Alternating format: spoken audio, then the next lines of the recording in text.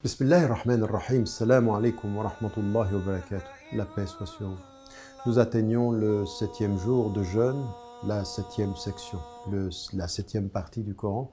Et nous allons nous arrêter un petit instant sur l'histoire d'Abraham et de son père. Abraham, la paix soit sur lui, va reconnaître l'unicité de Dieu, et il se trouve que son père et tout son peuple sont des polythéistes.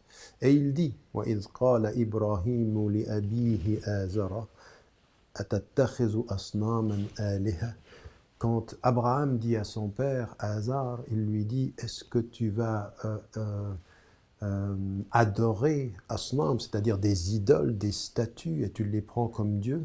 Inni araka wa qawmaka fi dhalalin mubin. Je te vois, toi et tout ton peuple, dans une erreur manifeste. Il y a ici quelque chose, un enseignement qui est important. D'ailleurs, un homme qui est un envoyé, qui est un messager, et qui va se lever contre sa propre famille, contre son propre père en l'occurrence, mais en même temps contre tout son peuple, et qui va porter ce message-là, qui va porter ce message libérateur de la foi en un Dieu unique, et qui refuse le polythéisme. Et donc dans ces enseignements, il y a déjà cette idée que bien avant l'islam, bien avant le christianisme, bien avant le judaïsme, dans la tradition musulmane, ce que nous pensons, c'est que le monothéisme est premier. Les êtres humains étaient d'abord monothéistes, ils sont allés vers le polythéisme, c'est pas le contraire. Et puis il y a aussi des hommes courageux. La foi demande du courage. Le courage d'être cohérent avec ce que l'on croit, et puis de pouvoir faire face à toute sa société en disant: je ne vous suis pas. Je ne vous suis pas dans l'erreur. Vous êtes dans une erreur manifeste, je ne vous suis pas. Et quand c'est la foi qu'il dit à ceux qui refusent la foi et qui sont polythéistes, mais en situation, dans toutes les situations de la vie, quand on est dans la justice et que même tous collectivement se trompent, avoir le courage de se lever et de dire non. Ça, c'est une chose qui est aussi liée au courage de la foi. Et puis, il y a une autre chose aussi, c'est Abraham qui est avec son père et qui parle à son père.